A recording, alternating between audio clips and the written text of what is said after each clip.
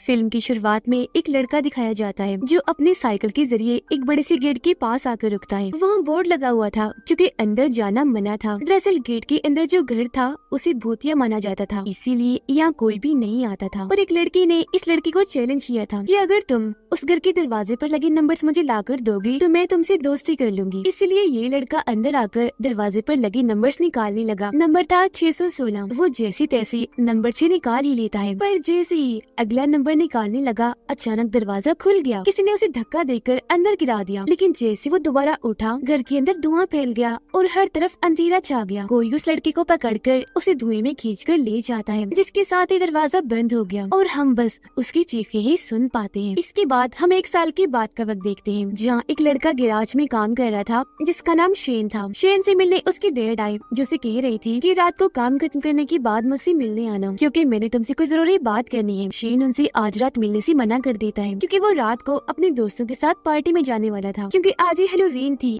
उसके डैड कहते हैं कि मैं कुछ नहीं जानता, टाइम निकाल कर कैसे भी करके मुझसे मिलने आ जाना। इतना कहकर वो शेन की कोई बात सुने बगैर ही वहाँ से चले जाते हैं। अब शेन के दो दोस्त दिखाए गए जो उसे शुरुआत वाले भूतिया घर के पास आकर रुकते हैं। इनमें से शेन का एक दोस्त दूसरे को यहाँ छोड़ने आया था, क्योंकि आज रात वो पार्टी इसी घर में ही करने वाली थी, तो तैयारियां वगैरह करने के लिए वो पहले ही यहाँ आ गया था। उसका दोस्त उसे यहाँ छोड़कर चला जाता है और जब वो घर के अंदर जाने के लिए आगे बढ़ रहा था तो हम साफ साफ देख पाते हैं कि खिड़की के जरिए कोई उस पर नजर रख रहा था। अब जैसे ही रात हुई शेन से मिलने उसके बाकी दोस्त भी आ गए और अब ये लोग पार्टी करने उस घर के लिए निकल जाते हैं। इनमें शेन की एक दोस्त का नाम लाना था। अब गाड़ी की पिछली सीट पर शेन, लाना और उनकी एक दोस्त बैठी थी, जिनकी बातों से हमें पता चला कि वो जिस घर में जा रहे हैं वो पिछले काफी सालों से खाली पड़ा है, वहाँ किसी का आना जाना नहीं। इसीलिए उस घर के बारे में कई सारी मनगढ़ंत कहानियाँ बन गयी। लोग भूतिया उसे इसलिए कहते हैं क्योंकि कहा जाता है कि वहाँ एक विच यानी एक चुड़ैल रहती है। अब यहाँ लाना बताती है कि मैं बचपन में जिस घर में रहा करती थी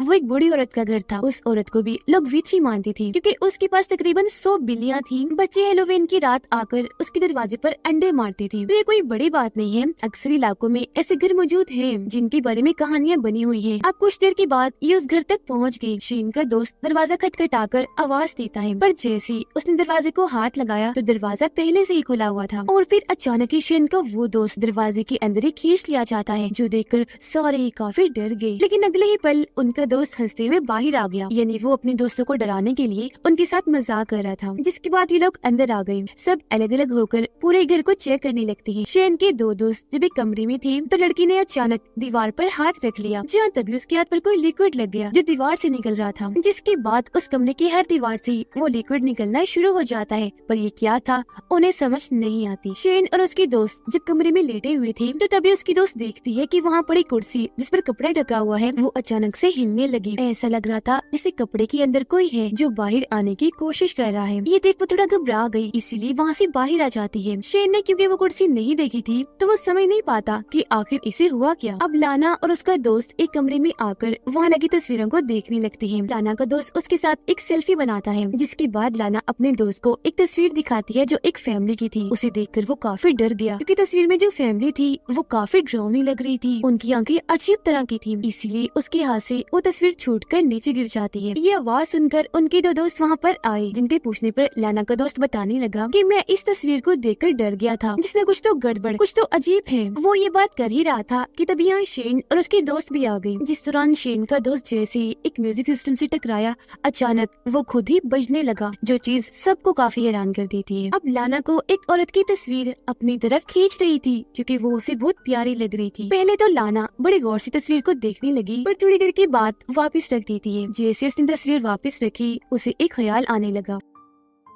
ख्याल के शुरू होते ही आसपास का सारा माहौल ही बदल गया। वो कुर्सी जिस पर कपड़ा ढका हुआ था अब वहाँ से निकलकर एक अनजान औरत की आत्मा कुर्सी पर आकर बैठ जाती है, जो बेहद डरावनी लग रही थी। इसे देखते ही लाना जोर जोर से चिल्लाने लगती है। उसकी आवाज सुनकर सब दोस्त वहाँ आ गए, पर जैसे वो अपने ख्याल से बाहर आई, चुप हुई, तो सब दोस्तों ने देखा कि लाना की नाक से तो खून आ रहा है। इन सारे हालात की वजह से लाना बहुत परेशान हो गई थी। इसीलिए यहाँ से जाने का फैसला करती है। पर जैसे उसने दरवाजा खोला, किसी ने दरवाजा बाहर वाली साइड से पकड़कर दोबारा से बंद कर दिया और फिर वहाँ लॉक लग जाता है। अपने दोस्तों को बताती है कि ये घर सच में भूतिया है, यहाँ कोई तो है, उसने मुझे अजीब तरह का ख्याल दिखाया और देखो अभी दरवाजा भी किसी ने लॉक कर दिया है। पर उसकी इस बात पर कोई यकीन नहीं करता, बल्कि शेन का एक दोस्त कहने लगा कि हो सकता है ये हमारे उस दोस्त की शरारत हो जो सबसे पहले सुबह यहाँ पर आया था, ताकि वो हमें डरा सके, क्योंकि उसका कोई अता पता नहीं है, ना जाने वो कहाँ छुपा हुआ है। पर लाना अभी भी काफी डरी हुई थी, दोबारा से दरवाजा खोलने की कोशिश करने लगी, क्योंकि कैसे भी करके यहाँ से निकलना चाहती थी। अब जब उसके दोस्तों ने देखा कि यहाँ सिग्नल्स नहीं आ रहे, तो वो भी बाहर जाने के लिए दरवाजा खोलने की कोशिश करने लगते हैं, पर कोई फायदा नहीं होता। अब अपने एक दोस्त के कहने पर ये सारी खिड़कियाँ चेक करने लगे, पर हैरत उनको भी अच्छे से बंद किया हुआ था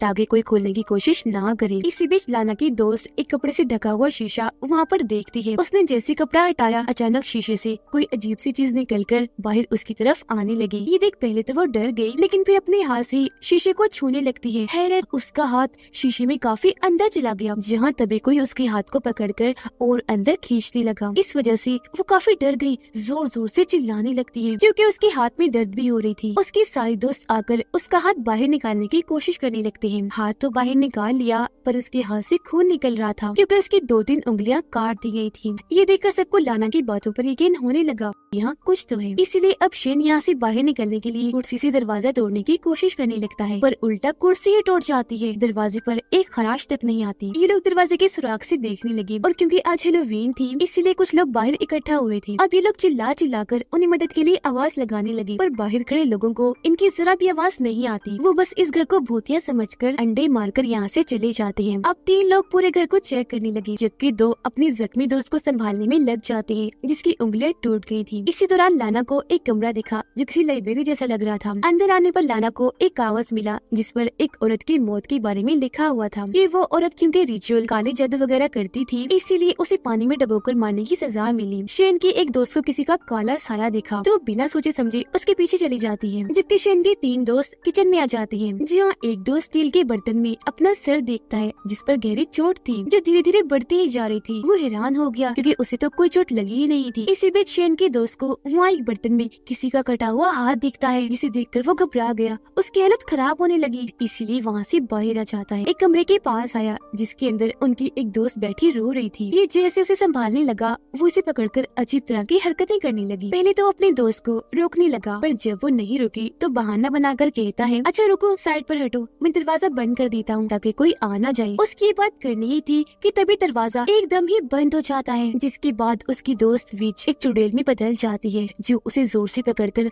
काफी बुरी तरह काट लेती है, जिससे उसका बहुत सारा खून निकलने लगा और वो उसके खून को ही पीना शुरू कर देती है। अब शेन के डैड ने उसे घर बुलाया था, पर क्योंकि वो नहीं गया इसलिए उसकी डैड लाना की मॉम के पास आई। उनसे शेन के बारे में पूछने के लिए वो बताती है कि दरअसल सारी दोस्त हैलोवीन पार्टी मनाने गई हैं। उधर शेन और लाना अपनी उसी दोस्त जो विच में बदल गई थी उसे ढूंढने के लिए एक कमरे में आए, जहाँ किसी ने बहुत सारी मोमबत्तियां जलाई हुई थी। साथ ही काले जादू का सामान भी ताजा हालत में पड़ा था, जो देखने से लग रहा था कि जरूर किसी ने यहाँ जादू करने की तैयारी की हो। अब शेन को यहाँ एक खिड़की नजर आई, जिसे तोड़ने की वो कोशिश करने लगता है, और जब वो थोड़ी सी टूट गई तो शेन ने अपना हाथ अंदर डाला, लेकिन जब हाथ बाहर निकाला तो उसके हाथ पर अजीब तरह की काली कीचड़ जैसी चीज लग जाती है। यही लाना को भी बहुत सारी शीशे की बोतलें नजर आई, जिनके अंदर इंसानी जिस्म के हिस्से पड़े हुए थे।